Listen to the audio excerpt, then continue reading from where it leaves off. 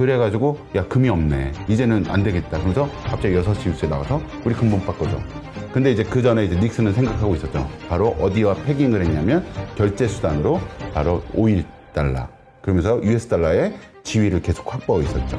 자, 근데 점점 이러한 지위들이 흔들리는 가운데 US 달러가 만약에 스테이블 코인과 패깅을 하고 또 이것이 결제 시스템의 서비스 모델로 점점 된다면 웃긴 이야기로 이런 얘기가 있었어요. 옛날에 우크라이나하고 러시아 전쟁하는데 러시아 이제 그러면 이제 금융 제재가 들어가잖아요. 유럽이고 뭐고 너네 결제 전부 다 EU를 안 해줘. 뭐 근데 러시아는 가만히 웃었다는 소리가 있어요. 알고 봤더니 USDT를 전부 다 거래를 했더라. 이게 솔직히 좀 무섭긴 해요. 순수 완전 자본주의예요. 네. 경쟁에서 밀려나면 네가 문 닫아야지. 논란이 되고 있는 한국형 스테이블 코인 이거 어떻게 할 것이냐, 심지어 이제 도입할 것이냐 말 것이냐 논쟁도 계속되고 있는데, 네, 관련 법안 계속 나오고 있고 여당인 민주당에서도 디지털 자산 TF가 만들어졌고요. 자, 제도화는 피할 수 없을 것 같습니다. 이제 어떻게 제도화할 것이냐 이게 관건이죠. 지금까지 나온 법안들 어떤 차이가 있고 쟁점은 뭔지 순천향대 권혁준 교수님 모셨습니다. 어서 오십시오. 네, 안녕하십니까. 지금 여당이 지금 법안 몇 개 냈습니까? 4개인가 나온 것 같은데요? 네, 여러 가지 내고 있는데 이제 네. 가장 큰 법안은 이제 민병덕 의원이 냈던 그 부분, 그리고 어저께 냈던 이강일 의원이 냈던 네. 이 부분이 디지털 자산 관련해 가지고 법이 좀 정교화 좀 다듬어져서 네. 나온 부분이다라고 생각을 할 수 있습니다. 뭐 여러 가지 법안은 계속 나올 수 있으나 지금은 민병덕 의원이 먼저 발의하신 이 안들이 거의 채택되는 약간 분위기이기도 합니다. 아, 그래요? 예. 네, 네. 핵심은 뭡니까? 핵심은 이제 네. 규제안에서의 자유화죠.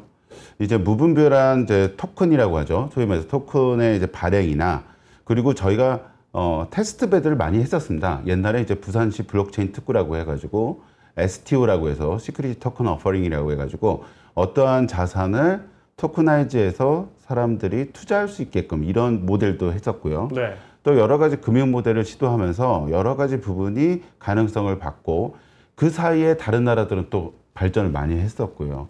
아시다시피 우리나라 규제는 파자티브 규제, 다른 나라들은 또 이제 네거티브 규제, 뭐 포지티브 규제는 아시다시피 명시돼 있는 것만 해라. 그래서 그 명시된 것을 따라야지만 되는 우리나라에서는 여러 가지 규제를 솔직히 기다린 것도 사실입니다. 근데 이제는 정부가 이쪽 분야에 대해서 먼저 빨리 생각을 했고 규제에 대한 부분들을 빨리 해야겠다 이런 생각을 한 겁니다. 솔직히 블록체인이 우리나라에 맨 처음에 들어왔을 때는 박근혜 정부였을 때입니다. 네. 네, 박근혜 정부 때 이제 블록체인이 그때 이제 싱가포르하고 거의 비슷하게 시작을 했거든요. 근데 이제 박근혜 정부가 딱 들어서면서 이제 박근혜 정부 때 미래부가 있었죠. 그때는 미래부가 금융 그리고 블록체인 기술에 대해서 선제적으로 좀 대응을 하면서 솔직히 말씀드리면 플랜을 다 짜긴 했었습니다. 그 당시에. 예, 그 당시 이제 이것을 그러면 아시아 금융 허브인 싱가포르를 이길 수 있느냐 없느냐 이런 논의까지도 그때 박근혜 정부 때는 있었죠. 그러다가 이제 정부가 바뀌었죠. 문재인 정부 때. 문재인 정부 때는 이제 뭐 어떻게 했냐. 토큰의 토만 얘기하면 토 나온다. 소위 말해서 금융자산에 대한 부분들이 이제 좀 약간 규제 대상이었고, 네. 그리고 결국 그때는 코인, 토큰 이런 얘기를 하지 못하는 순간이었죠. 그 사이에 또 다른 나라들은 또 엄청나게 STO라든지 여러 가지 뭐 모델을 통해서 좀 발전을 한 네. 차이죠. 그러다가 이제 또 이제 정부가 바뀌면서 이제 윤 정부 때는 이것을 부분적 허용 그리고 어느 정도 금융위원회가 이거에 대한 가이드라인을 제시를 하기도 했었습니다. 솔직히 그때서부터 놀라운 변화긴 합니다. 윤 정부 때부터 많이 변화가 있었고 이 정부가 이제 점점 변하면서 이것을 우리가 갖고 있어야 되고 이거에 대해서 우리가 먼저 선제적으로 대응을 해야 된다. 이런 컨센서스가 이루어진 것 같아 저도 참 기쁩니다. 맨 처음에 이제 비트코인이 세상에 나올 때 네. 아무도 믿지 않았죠. 아무도 믿지. 저는 이제 비트코인 2013년도에 공부했는데 그렇게 얘기하시면 권혁준이는 그때 비트코인 샀냐 안 샀냐 뭐 이렇게 얘기하실지 모르는데 그때 당시 200불이었죠. 200불이었는데 뭐 여러 가지 플럭체이션이 있고 그리고 그러면 지금까지 그 코인을 갖고 있다, 비트코인을 갖고 있다. 그러면 제가 방송 나오지 않고 어디 몰디브에 있겠죠. 예, 근데 이게 결국에 이제 투자의 목적이고 기초 자산으로 분류되면서 세계 각국이 이거에 따른 여러 가지 모델들을 생각하기 시작했고 오늘 또 얘기를 나누게 될 스테이블 코인 또한 거기에 분파된 어떤 토큰이다 이렇게 생각을 해볼 수가 있습니다. 네. 자, 그래서 하자는 겁니까 말자는 겁니까? 민주당 안은 하자는 거죠. 네, 하자는 거죠. 네. 네, 하자는 하는데 이틀 안에서 하겠다. 네, 뭐 틀 안에서 이제 하고 여기에 대한 여러 가지 모델을 한번 생각을 해보겠다. 자, 그러면 우리가 USDT가 탄생한 배경을 좀 약간 USDT 아시죠? 테더. 최고의 네. 테더. 뭐 여러분 스테이블 코인. 뭐 그래서 웃긴 얘기로 이런 얘기가 있었어요. 옛날에 우크라이나하고 러시아 전쟁하는데 러시아 이제 그러면 이제 금융 제재가 들어가잖아요. 유럽이고 뭐고. 너네 결제 전부 다 EU를 안 해주고 뭐 근데 러시아는 가만히 웃었다는 소리가 있어요. 알고 봤더니 USDT를 전부 다 거래를 했더라. 스위프트 막아버리니까. 그렇죠. 네. 스위프트 막으니까. 그러니까 결국 이걸로 살 수 있는 거 사고 또 팔 수 있는 거 팔아서 4, USDT. 5년 전에도 정말 그렇게 많이 썼어요. 네, 그러니까요. 많이 썼죠. 왜냐하면 1대1 패깅이잖아요. 근데 USDT가 왜 나왔을까요, 맨 처음에? 솔직히 우리가 그러면 이제 그렇게 생각하면 US 달러하고 1대1로 패깅되니까 이것은 US 달러야. 그래서 다른 나라에서도 쓸 수가 있으니까 좋은 거야. 솔직히 시작은 그 뜻이 아닙니다. 자, 맨 처음에 이제 비트코인이 나오고 이더리움이 나오고 또 여러 가지 토큰이 나오기 시작했고 뭐 여러 가지 잡코인이 나왔는데 잡코인들도 나오고 뭐 나왔는데 이 거래소마다 가격이 다른 거 아십니까? 조금씩 다르죠. 네, 네. 예, 근데 이게 조금씩인데 큰 범위를 생각을 하면 엄청난 금액의 차이죠. 만약 몇백억, 몇천억을 한다면. 자, 그러면 문제는 이 소위 말해서 이제 비트코인을 갖고 있는 사람이 저쪽 거래소에서 비트코인으로 다른 암호화 화폐 또는 디지털 자산을 사려고 하면 그 사이에 옮겨가는 사이에 시간차에 대한 부분에 따라서 비트코인이 가격이 뛰면 괜찮은데 떨어지는 경우도 있을 수가 있고 그 소위 말해서 해지를 할 수 있는 부분들이 없었어요. 근데 갑자기 USDT라는 거를 테더가 딱 만들면서 이것은 US 달러와 같이 연동해. 그러니까 그야말로 스테이블한 네. 코인을 만든 거예요. 그래서 이것을 가지고 트랜스퍼하고 이것을 가지고 다른 디지털 자산을 살 수 있게요. 네. 거기에 따른 송금과 환차손, 결제. 예, 그런 것들을 줄일 수 있는 코차손이라고 하나요? 코인의 차손이라고. 예, 코차손. 예, 이것을 줄일 수 있는 코차손. 이런 것들이 이제 생겨나기 시작했고 맨 처음에 이러다가 이제 USDT가 아까 전에 러시아에서는 그냥 정말로 썼는지 안 썼는지는 잘 모르겠으나 모든 사람들은 가정을 합니다. USDT로 결제를 일부러 했을 가능성이 상당히 높다. 네. 아니 그러면 뭐 중국과 원유 팔거나 인도에 원유 파는 지금 가장 좀 논란이 되고 있는 이것도 위안화 결제한다 그래서 아니 스위프트 막아놨으니까 위안화 결제할 거 아니에요. 어쨌든 뭐 아니면 금덩어리 갖다 줄 수는 없을 거고. 그렇죠. 그럼 동일한 걸 줘야죠. 거기에서 생각한 동일한 거. 이게 저 스테이블 코인으로 가능하겠죠. 근데 그것을 진짜 우리가 뜯어보려면 소위 말해서 인터넷으로 연결돼 있는 P2P망인데 네. 중앙에 그걸 못 없는데 뜯어보았어, 지금. 못 그래서 뜯어보니까 블록체인 아닙니까? 그렇죠. 네. 하지만 데이터는 지켜지니까 서로 트러스트를 가지고 이제 무역을 하게 되는 거나 네. 아니면 이런 일이 벌어지는 거죠. 근데 US 달러가 아직까지도 센 이유가 얼마 전에 그 트럼프가 지니어스 액트를 통과시켰잖아요. 네. 예, USDT. 그러니까 우리 자, 거기에 핵심은 그렇습니다. 솔직히 트럼프 1기 때 맨 처음에 대통령이 됐을 때는요. 이와 같은 모델을 하려는 스테이블 코인의 모델을 하려는 회사가 있긴 했었습니다. IT 회사. 혹시 기억하십니까? 뭐 세자 아니었어요? 트럼프 대통령이 막 욕하고 그러지 않았어요? 맞습니다. 네. 그 코인 이름은 세자고요. 회사는 이제 줄임말로 뭐라고 하죠? 무슨 북이라고 하죠? 뭐죠? 페북이라고 하죠. 페이스북. 저기가 있습니까? 네, 페이스북에 리브라라는 네, 리브라. 예, 네, 그렇죠. 네, 리브라는 기억납니다. 네. 근데 이제 젊은 분들은 이제 페북이라고 하니까 이 페북이 만든 리브라라는 것을 이 네트워크 안에서 마치 가치를 느끼게끔 해서 메타가 만들었다 이 말씀이신가요? 그렇죠. 네. 이거를 할 때 이제 하려고 했을 때 이제 트럼프 일기 때는 트럼프가 얘기했죠. 몇백 년 동안 또는 1000년 가까이 1000년까지는 안 되겠죠. 그래서 몇백 년 동안 계속 이루어진 금융기관의 신뢰를 불과 몇 년 만에 세워진 IT 회사가 그 신뢰를 다 가지려고 해? 이건 잘못된 거야. 라는 얘기를 하면서 청문회까지 나갔었죠. 그러면서 그 프로젝트는 수포로 돌아갔는데 갑자기 트럼프가 다시 대통령이 딱 되자마자 우리 CBDC는 안 할 거야. 여기서 말하는 CBDC는 중앙은행이 하는. 그렇죠. 네. Central Bank Digital Currency라고 해서 중앙은행이 발행하는 디지털 커런시 그거는 우리 안 할 거야. 대신 이미 민간에서 발행했던 USDT와 또 Circle 이와 같은 바로 우리가 바로 밸류를 인정할 수 있는 이러한 것으로 우리가 계속 할 거야라는 얘기를 합니다. 근데 이게 숨겨진 뜻이 있어요. 왜 트럼프가 좋아했을까요? USDT나든지 Circle 왜 좋아했을까요? 트럼프가? 우리가 알기로는 네. 엄청나게 지금 빚을 내야 하니까 국채 발행 어마어마하게 해야 하는데 네.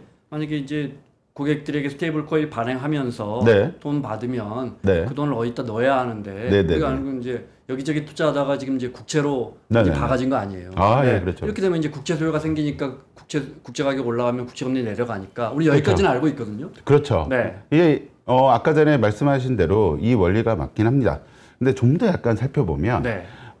US 달러의 발행을 한번 살펴보셔야 돼요. US 달러를 이제 연준에서 발행을 하죠.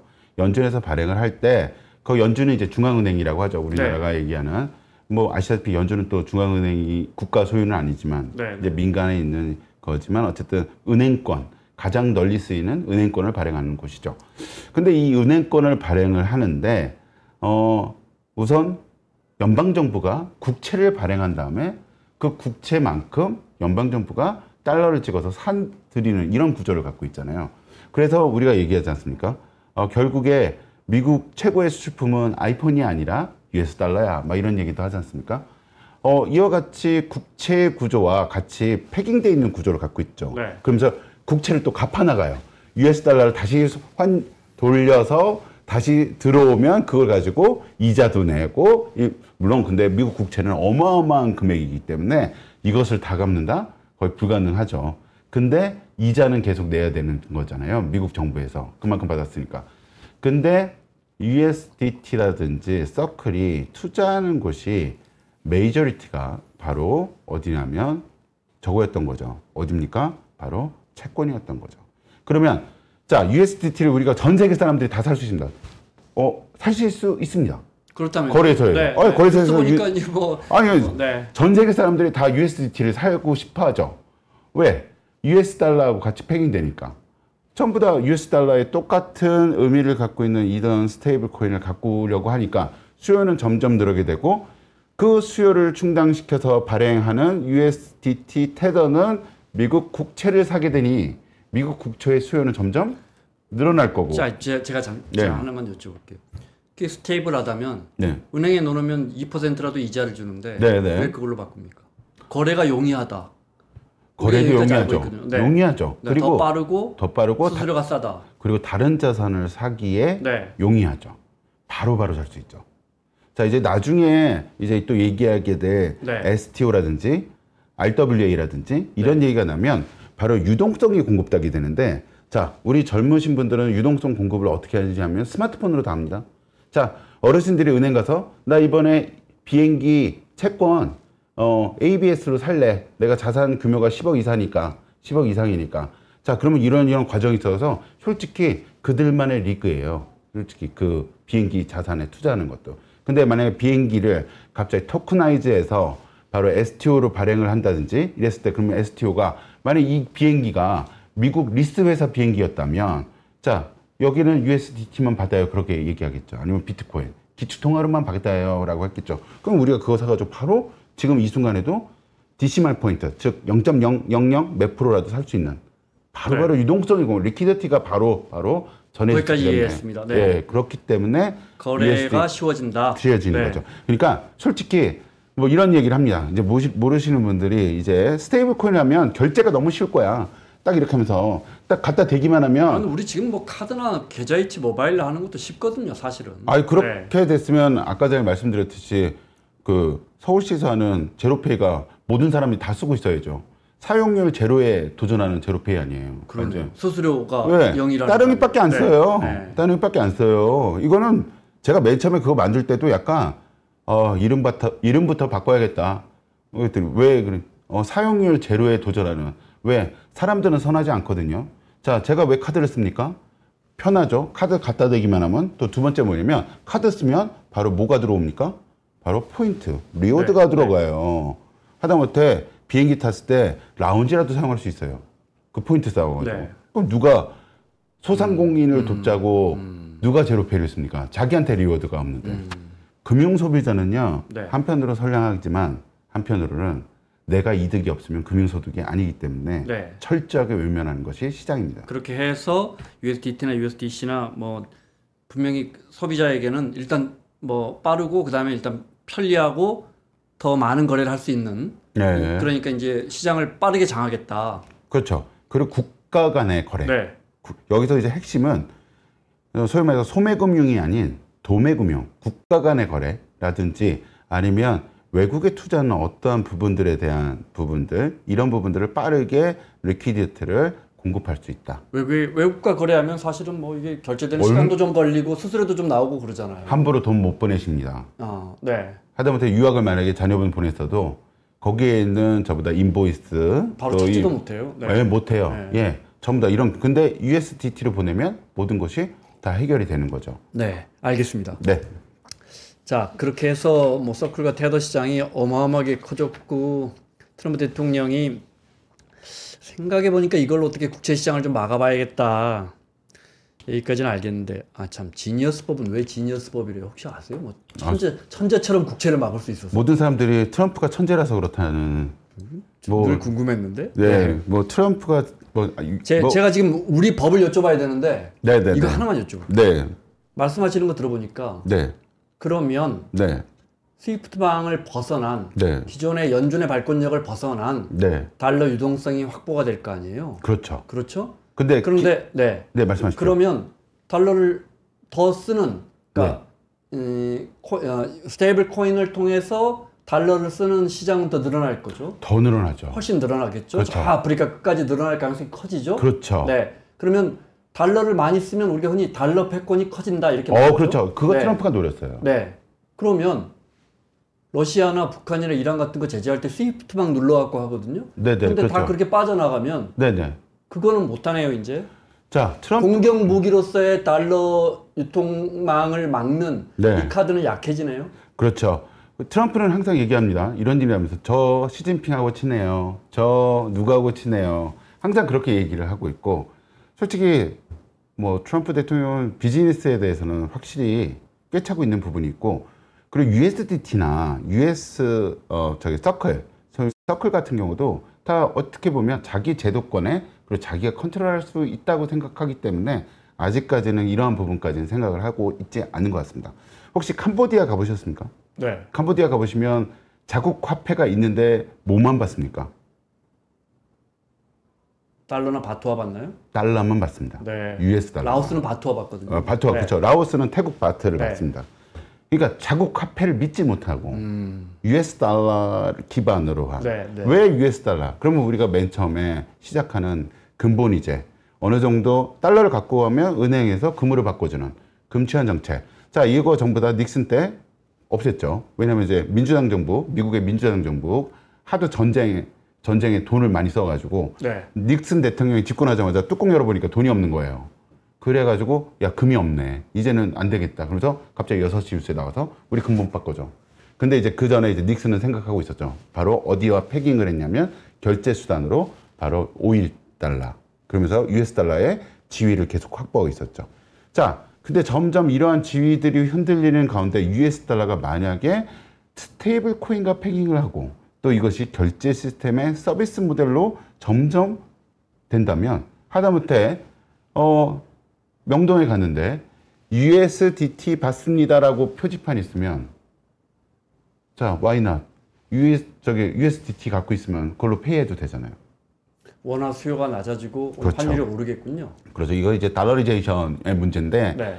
이게 맨 처음에 스테이블 코인이 얘기가 나오기 전에는 뭐 때문에 얘기가 나왔냐면 바로 CBDC를 발행했을 때 당시입니다. CBDC는 누가 맨 처음에 저돌적으로 발행을 했냐면 자기네 돈을 기축통화로 만들려고 싶어하는 바로 어느 나라? 바로 우리 옆에 나라? 바로 중국. 네. 근데 위안화를 믿질 않아요. 우선 전 세계가. 그랬더니 블록체인 시스템을 통해서 소위 말해서 분산원장을 통해서 우리가 CBDC를 만들고 그리고 물건을 수출해서 수출 대금을 CBDC로만 받게 한다면 각국이 CBDC를 보유해야 될까요? 말아야 될까요? 은행들이. 거기서 해야죠. 연동은 위안화로요? 아니 CBDC는 중앙은행에서 발행하죠. 그러니까- 중앙인민 은행이.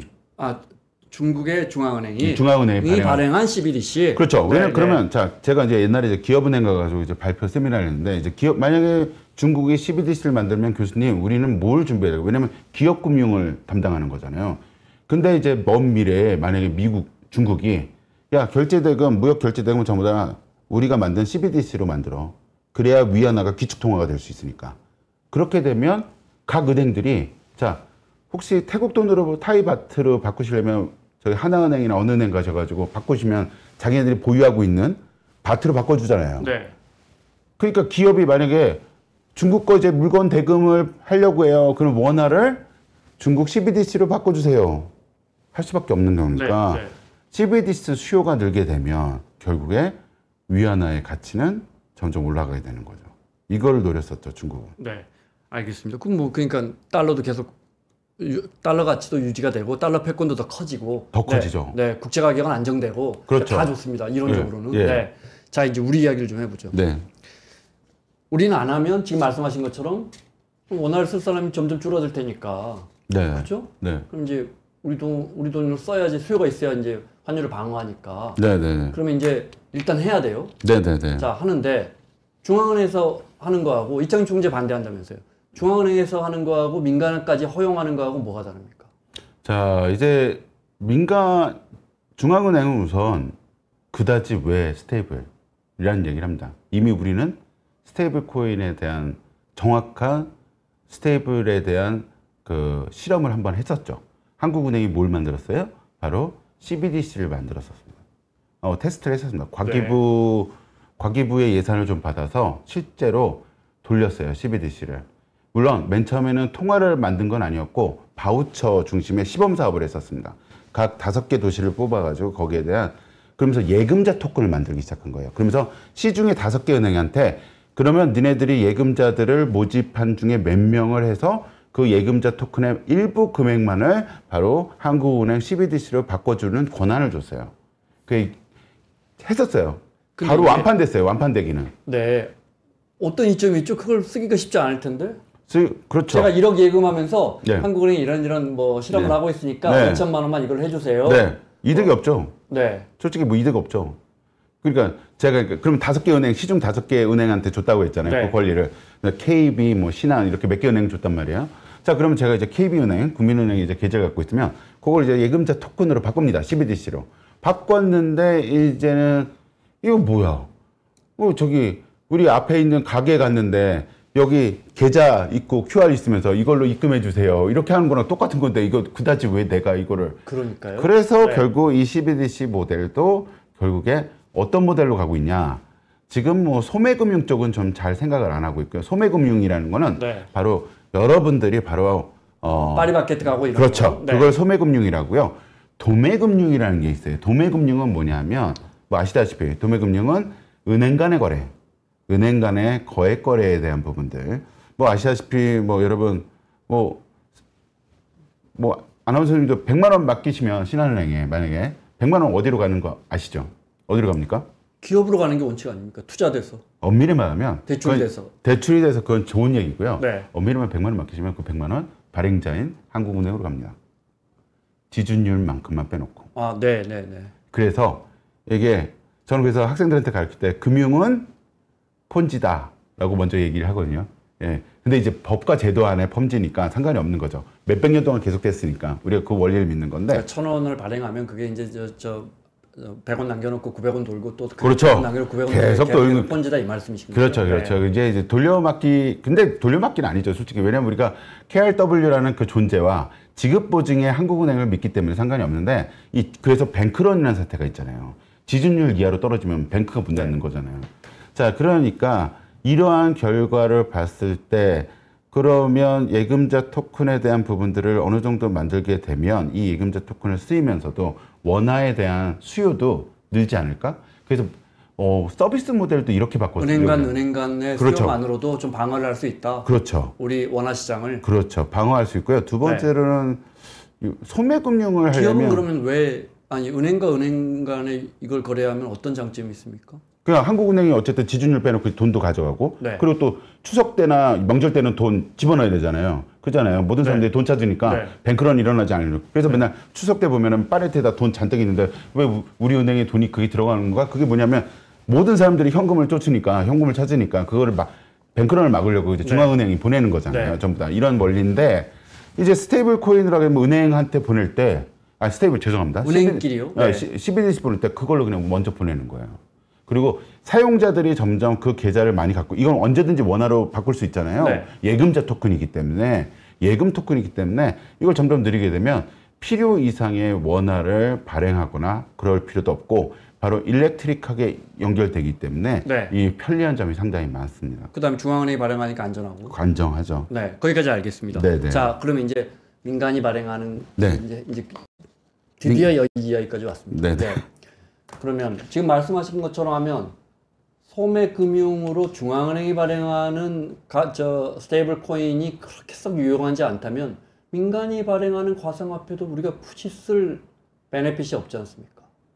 민간이 가상화폐를 만든 걸 말씀하시는 건가요? 지금 이야기하는 네. 뭐 핀테크 업체나 네네. 지금 가장 논란이 되고 있는. 자, 그러면요. 네. 이거를 잘 생각해 보세요. 옛날에 티몬 사태하고 티몬하고 그 전에 무슨 사태가 하나 있었는데 그래가지고 그 CEO는 이렇게 자살하시고 뭐 이렇게 했던 이게 있는데 이게 소위 말해서 돌려막기가 안 돼요, 이제.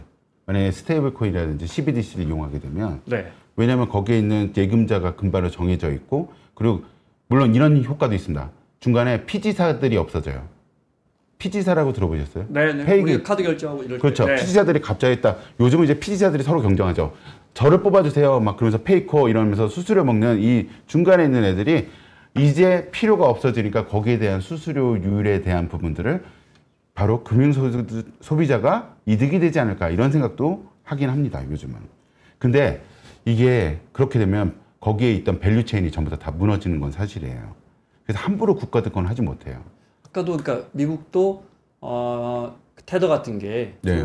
소매보다는 기본적으로 국가 간 거래거나 그렇죠. 네, 이럴 때 훨씬 더 그렇죠. 유용하다 하셨잖아요. 그렇죠. 외국인들도 US 테더를 살 수 있으니까. 네. 옛날에 그러면 US 달러 살려면요. 은행 가시면 목적 밝히셔야 되고요. 네. 왜 사셔야 근데 되는지. 이제 다시 이야기가 돌아와서 네, 네.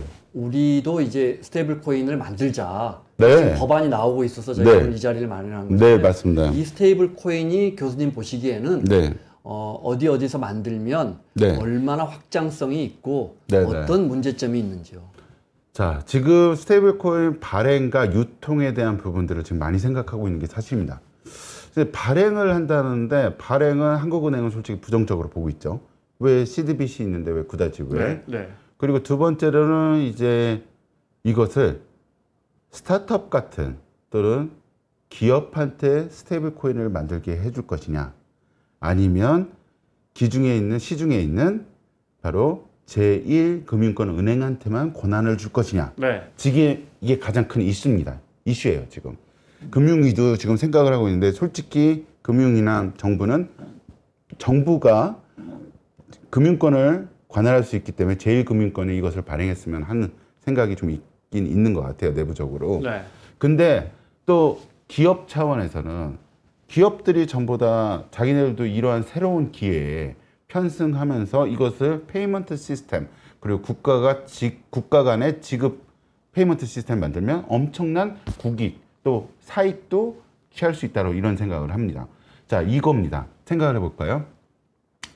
기업이 옛날에 상품권 소위 말해서 그 옛날 구두표라고 했죠. 네. 구두표 이런 거 발행하게 되면 네. 의외로 이제 돈이 들어오면서 계속 도는 거잖아요. 그런 가용에 대한 효과가 있잖아요. 가용에 대한 효과가 있으니까 리퀴디티가 막 들어오니까 미리 국간에 돈이 들어오죠. 그렇죠. 코인 발행하면서. 그렇죠. 네. 이런 부분에 대해서 생각을 하게 되는 거죠. 자, 지금 스테이블 코인 지금 쓰고 계십니다. 솔직한 얘기로. 제가 말씀드릴까요? 스타벅스 혹시 월렛에다가 충전할 카드 네. 자, 그게 뭐 이자도 없어요. 스벅이 연간 거기서 얻는 이익이 국감에서 나왔어요. 300억인가 그래요. 자, 네. 우리는 그래서요. 이제 뭐 10,000원, 20,000원 남아 있지만 스벅은요. 지점 만들 때 은행에서 돈 안 빌려요. 우리는 거기다가 맹목적으로 스테이블 코인을 우리 뒷빠지라는 돈에서 뺏어 쓰는군요. 그렇죠. 그러니 기업을 봤을 때는 이게 엄청난 이득인 거를 좀 보실 수 있는 거죠. 그렇군요. 기본적으로 제가 스테이블 코인을 예를 들어 카카오에서 만들었다. 네. 카카오의 스테이블 코인을 쓰려고 100만 원을 거기 넣으면 그 100만 원어치 제 지갑에 충전이 됐다면 네네. 그러면 그거 어쩌든 다 제가 다 오늘 당장 다 쓰는 거 아닌데 카카오는 일단 곳간에 100만 원이 들어와 있으니까. 그렇죠. 네, 거기까지 이해했습니다. 자, 제가 학생들한테 학생들 저는 이제 경제학과다 보니까 경제금융학과다 보니까 학생들한테 이제 4학년 수업 때 항상 맨 처음에 가르치는 게 돈은요, 리퀴더티라고 하죠. 소위 말해서 유동성이라고 하죠. 이 돈은요, 머무르는 순간에 거기 머무르면 돈을 법니다. 이게 기준이에요. 어디든지 돈이 머무르고 있으면 그래서 자, 옛날에 티몬 사태가 왜 그러냐면 돈을 홀드할 수밖에 없는 상황이 있었기 때문에 그 업체들한테 돈을 안 줬잖아요. 그러니까 이 개념을 우선 갖고 계셔야 돼요. 돈이 어디에 머무르고 있으면 그 업체는 무조건 돈을 벌게 돼 있습니다. 네. 그렇기 때문에 이러한 부분들을 스테이블 코인을 이용한다 기업이 그러면 엄청난 기회일 수도 있죠. 또 다른 메리트는 뭡니까? 네? 또 다른 기업들이 이걸 참여해야 돼. 민간까지 확대해야 하는. 민간까지 확대하는 물론 민간까지 확대해서 뭐 또 기회를 주면 좋겠지만 기본적으로 이거 화폐이기 때문에 그만큼 이제 불안해질 텐데 그건 그렇죠. 이제 두 번째로 여쭤보고 네. 그 다음에 또 민간까지 확대해야 하는 이유는 뭡니까? 어떻게 보면 제품의 판매에 대한 활로일까요? 그러니까 만약에 이런 얘기를 합니다. 민병동 의원이 그런 말씀을 하셨는데 솔직히 좀 그거는 뭐 그것도 가능성이 있긴 하지만 자 K-팝 스타의 콘서트를 보려고 그러면 외국인들이 거기에 있는 브로커, 소위 말하는 인터미디어 또는 피지사를 통해서만 바로 카드를 입장표를 살 수 있습니다. 네. 근데 만약에 저희 분산원장에 의한 스테이블 코인 받아요라고 하면 그걸로 결제하면 바로 자기 계좌에서 바로 보내는 건데요. 그리고 분산원장이니까 데이터는 지켜지니까 확실하잖아요. 비트코인처럼. 제가 카드 결제하는 거하고 뭐 어떤 이익이 자, 있습니까? 수수료가 나가거나 시간상의 문제라든지 이런 아까 것들 그랬잖아요. 제가 카드 결제하면 외국 사람한테만 좋습니다. 전 리워드를 받잖아요. 카드 결제하면. 카드 결제하면 리워드인데 외국이 그렇게 리워드가 그렇게 많지는 않아요. 우리나라 보니까 카드끼리 서로 경쟁하느라고 리워드가 세지 미국 카드 회사는 아시다시피 아메리칸 익스프레스는 리워드도 없습니다. 아니 네. 우리나라에서 네. K-팝 콘서트를 하는데 네. 제가 네. 스테이블 코인으로 제 신용카드 대신 네. 스테이블 코인으로 결제를 하면 어떤 게 좋냐 이거죠. 솔직히 이점은 없어요. 근데 나중에 네. 제가 이제 말씀드릴 서비스 개발 모델에 대한 부분은 스테이블 코인이 만약에 KRW로 만든 스테이블 코인이 활성화되려면 그래서 여러 가지 모델들이 있긴 해요. 그러니까 소위 말해서 리워드 같은 걸 줄 수밖에 없는 이런 부분들, 이런 구조로 해야지만 자, USDT 가질래? USDT 100만 원짜리 가질래? 100만 원어치 가질래? 아니면 KRW로 패깅하는 100만 원어치 한국형 스테이블 코인 받을래? 뭐 받으시겠어요? 뭐 어떤 게 더 메리트이 있냐에 따라 다르겠지만 기본적으로는 뭐 기본적으로- 달러 그렇죠. 베이스로 하겠죠. 그러면 네. 얘네들을 이기려면 소위 말해서 이 달러리제이션을 막으려면 모델이 많이 나와야 돼요. 서비스 모델이 진짜로 소위 말해서 리워드까지 포함해서. 네. 만약에 KRW 스테이블 코인으로 결제하시면 입장표를 10% 할인해 드립니다. 네. 이런 쪽으로 가야 되는 수밖에 없는 거죠. 이론적으로는 알겠는데 그렇죠. 쉽지 않아요. 과연 그렇게 우리가 뭐 하기는 뭐 우리가 다 온라인에서 모바일로 다 바뀌어 왔으니까요. 네. 그러니까 이게 솔직히 좀 무섭긴 해요. 만약에요. 네. 이런 뭐 그게 더 유용하다면 네네.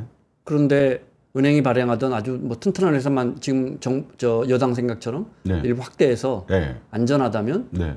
그럼 그걸 쓰면 그걸 우리 지금 나온 법안은 네. 그 디파짓 받아놓은 그 돈을 네네. 어디 투자할 수 있게끔 해놨습니까? 솔직히 거기에 대한 세부사항은 네. 아직 많이 결정된 건 없습니다. 이렇게 중요한 게 결정된 게 없어요. 없어요. 그 생각만 갖고 있어요. 미국은 지금 아직까지. 점점 국채만 사도록 유도하고 있죠. 그건 국가가 그렇게 하는 거죠. 트럼프가요. 트럼프가 그렇게 하는 거죠. 네. 그래야 너 니네 살아남아. 뭐딴 장사 하지 마. 뭐 그런데 행여나 무슨, 네. 일부 몇 %는 금에도 투자합니다. 금에도 투자하고. 예, 금에도 네. 투자하고 스탁에도 약간 투자합니다. USDT. 그것도 궁금합니다. 네. 스테이블 하잖아요. 네.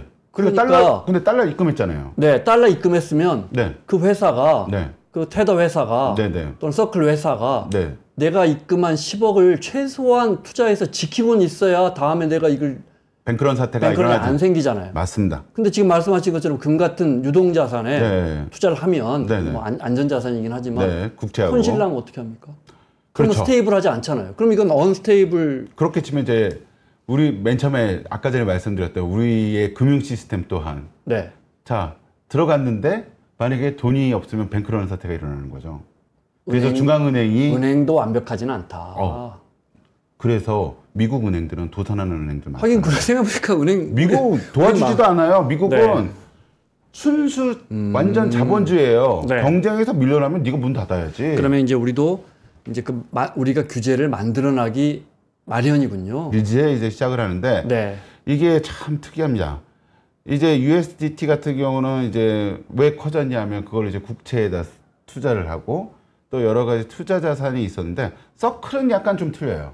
서클은 그 돈이 있냐 없냐를 매번 검사를 해요. 그렇다면서요. 예, 네. 검사하고 회계 기준에 따라요. 국간을 그래서 들여다보고. 예, 네. 국간을 들여다보서 솔직히 이제 미국에서 보기 쉬운 회계 장부를 항상 공개를 하게 돼 있어요. 그래서 지금 그럼 국채 비율은 얼마나 있어요? US 네, 네. USDT나 네. USDT는요. 네. 솔직히 유동성이 있어가지고 확실히 말씀드릴 수는 없는데 그리고 잘 말을 안 해요. 그냥 어느 정도. 근데 저희가 봤을 때는 한 80 정도는 무조건. 다는 아니군요. 다는 아니죠. 네. 예. 우리라면 그러니까 80이라는 우리도 게 그러면 기본 자산은 여유 부분에 80이에요. 네. 여유 부분에. 우리도 그러니까, 기본 자산은 아주 튼튼한 걸로 해야 할 그렇죠. 거 아닙니까? 우리 그러니까 국채 같은 걸. 제가 봤을 때 USDT 같은 경우는 한 70% 내지 60%는 어쨌든 고간에 남겨놔요. 지준율 정도는. 네. 이제는. 네. 옛날에는 안 그랬다고 막 그러는데 네. 그래서 그 뚜껑 까보자 막 그래가지고 별말 많았어요, 진짜. 뚜껑 까는데 진짜 있어 없어 막 이러면서. 네, 네. 진짜 근데 요즘은 되게 지켜요. 왜? 자기네들도 돈 벌었거든요. 자기네들 이제 뭐 투자해가지고 국채 게다가 트럼프가 너무 좋아해요. 국채 계속 사주니까 국채 이자율 떨어지니까 미국 국채 수요는 점점 늘어요. 옛날에 일본하고 중국이 갑자기 이제 니네들 국채 안 살 거야 했는데 전 세계 사람들이 USDT를 통해서 테더를 통해서 국채의 붐이 일어나요. 네. 이러니 뭐 미국은 그러면 꼭 먹고 우리는 안 먹고죠. 우리도 지금 논의되고 있는 건 어떤 자산을 주로 지금은 이제 원칙적으로는 기본적으로는 안전 자산이에요. KRW, 코리안 원, 네. KRW. 이제 주로 이제 블록체인 공부하는 사람들은 이제 KRW라고 하는데 이제 코리안 원인데 이제 코리안 원에 패깅을 해야 된다는 걸 기본 전제로 깔고 있죠. 뭐 당연하고요. 네. 예. 우리 스테이블 코인이니까요. 네, 그렇죠. 네. 근데 그 스테이블 코인을 달리 생각을 해보면 어떤 지자체는 저한테 그런 것까지 물어보더라고요. 지방채로 하면 안 되냐. 근데 그거 되게 위험한 거죠. 하지 말라고 그랬어요.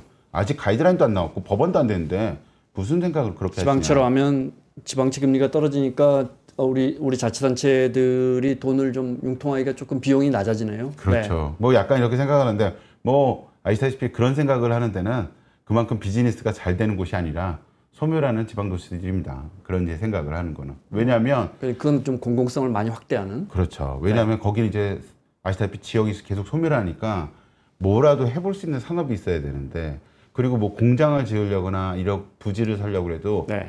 이제는 더 이상 중앙정부에서 손을 벌려서 이제 될 수가 없는 상황들이 그러면 됐고. 이제 기본적으로 안전자산으로 가는데 아직 그 윤곽은 나오지 않았다. 아직은 연관 안 나왔어요. 그러니까 네.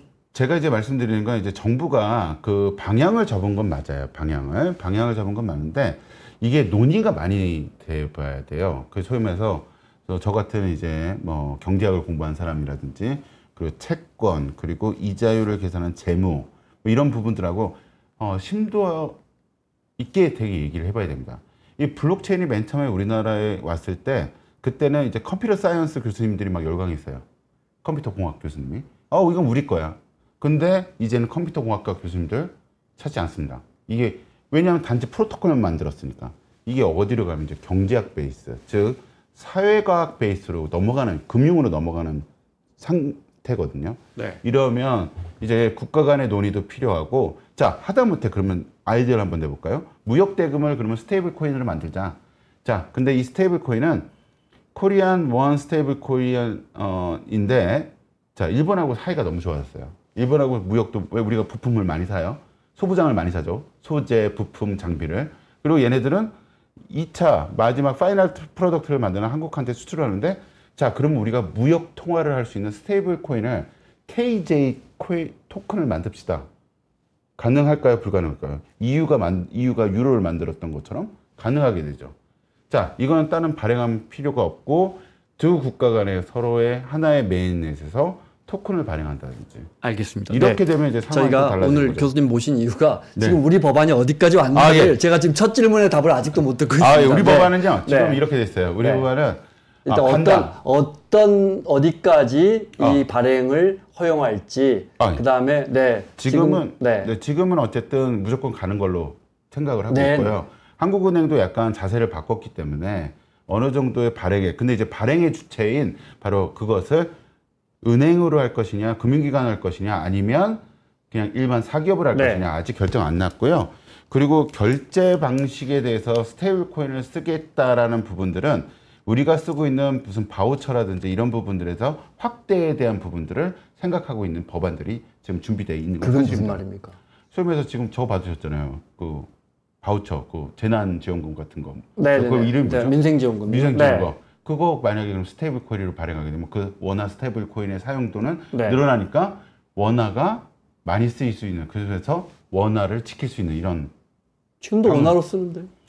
근데 이제 스테이블 코인은 또 다른 별개로 생각을 하니까 따로 이제 메인넷에서 발행한 또 다른 것으로 생각을 하니까요. 네. 이제 근데 솔직히 그 법안은요 스테이블 코인을 허하겠다라는 그 정도만 있지 어디에 투자하겠다는 그런 얘기도 별로 없어요. 네. 그리고 주요 민 의원이나 뭐 다른 국회의원들이 발의안 보면 주로 어디에 초점이 있냐면 디지털 자산에 초점이 맞춰 있습니다. 스테이블보다. 디지털 자산이라고 하면 여러분들이 잘 알고 계시는 코인 그리고 ICO 이니셜 코인 어퍼링에 대한 소위 말해서 허가제라든지 등록제 이런 부분들이 중도 있게 다루고 있습니다. 그리고 STO, 시큐리티 토큰 어퍼링이라고 해서 어떠한 RWA 또는 어떠한 자산을 토크나이즈해서 사람들이 투자할 수 있게끔 하는 이런 것들이 중심이지 솔직히 스테이블 코인은 하게 한다까지만 있고 그렇게 디테일하게 되어 있지는 않습니다. RWA도 좀 이야기 좀 해볼까요? 네, 그렇게 얘기해 보시죠. 어디까지 와 있습니까? 뭐 실물 우리가 갖고 있는 자산을 이제 토크나이즈 한다는 부분인데 부동산이나 뭐 이런 거. 그렇죠. 이미 저기 부산시에서 문재인 정부 때 그때 부산시 세종텔레콤이라는 기업이 부산역 앞에 있는 삼성생명 빌딩을 가지고 토크나이즈 했었죠. 완판됐습니다. 바로 발행하자마자. 왜냐하면 우리는 부동산을 통해서 사는 게 아니라 부동산 통해서 사는 게 아니라 거기에 있는 퍼센테이지를 바로 그냥 모바일로 사는 거예요. 이러니까 바로 완판될 수밖에 없었던 거죠. 완판된 상태에서 거기에 대한 배당 소득이라든지 이런 부분들을 다 지급받으니까 괜찮네 STO가. 그래서 이제 주식을 발행하는 것 같다. 약간 소위 말해서 그 자산을 가지고 토크나이즈해서 그 토큰을 누구든지 다 보유하게 돼서 이득을 얻을 수 있게끔 이런 부분들이 지금 진행되고 있고 RWA에 뭐 저희가 주의해야 할 부분은 어떤 겁니까? 우선 물건을 확인해야겠죠. 만약 부동산이라고 그러면 그리고 미술품이라고 그러면 그 미술품이 진짜 그만큼 값어치가 있는지 없는지도 확인해야겠죠. 제가 여쭤보는 건 투자 말고 그 제도를 그게 뭐 아무 문제가 없으면 지금이라도 바로 확대해야 안 돼요. 왜냐하면 증권성이 있기 때문에 증권성이 있으면 뭘로 분류되면 주식으로 분류돼요. 그러면 주식은 발행과 유통이 분리되어 있는 상태에서 누가 인터미디어가 들어가냐면 바로 예탁원하고 바로 증권거래소가 들어갑니다. 물론 대체거래소가 따로 이제 만들어지긴 했죠. 대체거래소가 만들어지긴 했는데 이러한 플레이어들의 중심에서 그래서 RW 그걸 보려면 저걸 봐야 돼요. 전자증권법을. 그래서 주식처럼 다루고 있어요. 근데 이미 금융위에서는 가이드라인이 나왔는데 가이드라인 보시면은 그냥 기존에 있는 시스템에다가 토크나이제이션이 아니라 그냥 시큐리티라이제이션이에요. 그냥 기존에 있는 증권 시스템에다 그냥 얹어가지고 그냥 거기서 그냥 돌아가게끔 만들었습니다. 그래서 이게 내년이 될지는 모르겠으나 지금 시중 증권사들은 다 준비를 하고 있고요. STO 같은 경우 이런 예가 있을 수가 있죠. RWA 같은 경우 이렇게 갑자기 미래에셋 부동산이 자산운용이 바로 방콕에 바로 힐튼 호텔이 나왔습니다. 매각으로. 근데 수익률이 되게 좋아요. 이거 사야 돼. 자, 그러면 어떻게 해요? 옛날에는 은행에다가 아니면 거기에다가 무슨 회사에다가 금융기관에다가 아니면 뭐 군인공제 이런 데다 돈 빌려가지고 같이 투자해서 수익률 얼마큼 나는 이제 필요 없어요. 딱 시장에 내놓습니다. 바로 대중들에게 그냥. 대중들한테 네. 바로. 자, 중요한 건 방 한 칸을 살 수 있는 게 아니라 거기 방 한 칸에 뭐 어떻게 말해야 되나? 타일도 살 수 있어요. 왜냐면 DC말 포인트 0.000도 살 수 있으니까. 그러면 리퀴디티가 전 세계에서 다 몰려들겠죠. 그러면 그 리퀴디티를 몰려드는 거를 만약에 KRW 스테이블 코인으로 한다면 KRW에 대한 힘은 더 세지겠고. 수요가 늘어나겠죠. 그렇죠. 네. 이게 제가 이제 말씀드렸던 이제 서비스 모델이에요. 저 그러지 않아도 이제 11월 달에 저희 블록체인 가장 큰 행사입니다. 과기부가. 금융도 전부 다 모여가지고 저기 코엑스에서 하거든요. 네. 크게 하는데 거기서 이제 발표할 자료를 지금 준비하고 있는데 결국 스테이블 코인이나 CBDC를 발행한다면 여기에 대한 사용성에 대한 부분들을 USDT를 어느 정도 부과를 하려면 이러한 STO 또는 RWA를 살 수 있는 네. 바로 지급 수단으로 써야 된다. 이런 걸 좀 얘기하려고 합니다. 알겠습니다. 네, 어디가 참여하고 네. 제가 궁금했던 건 개인적으로 궁금했던 거는 그 돈을 어떻게 굴릴지. 왜냐하면 이게 핵심이 스테이블이잖아요. 네, 그렇죠.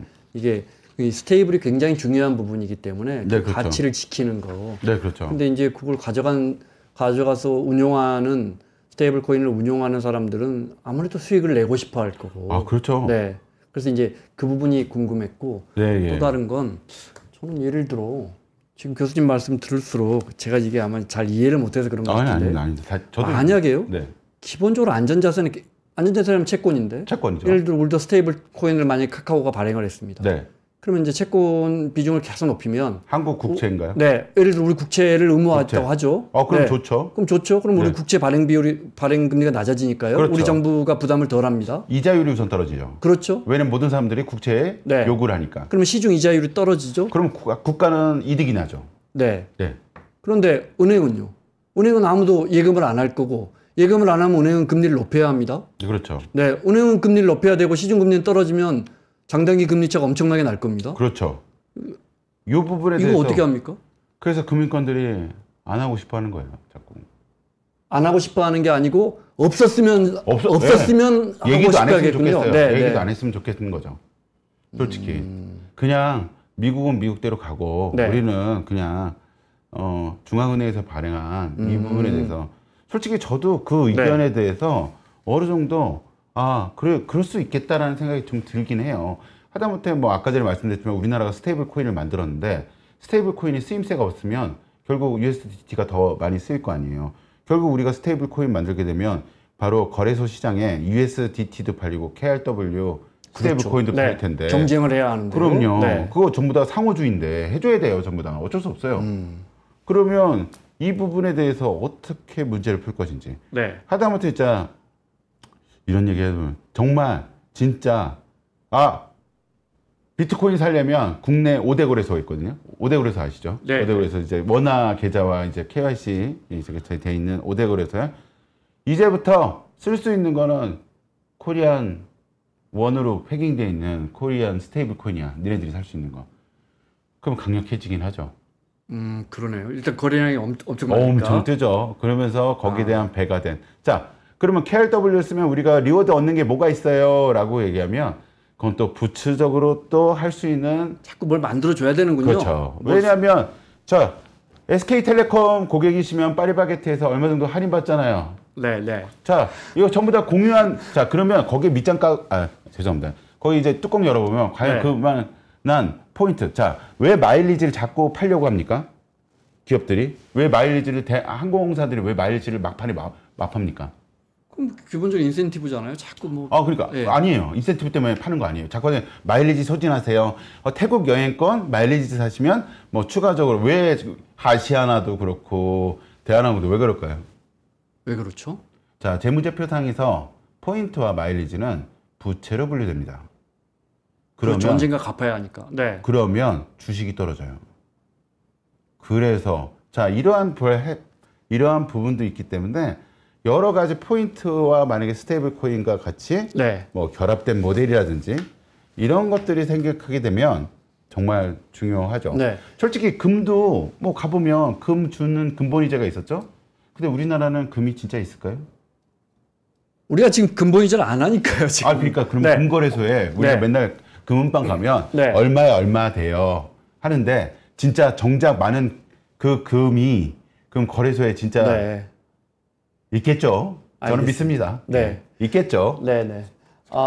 저희가 한 시간이 교수님 한 2분밖에 남지 않았는데요. 네네.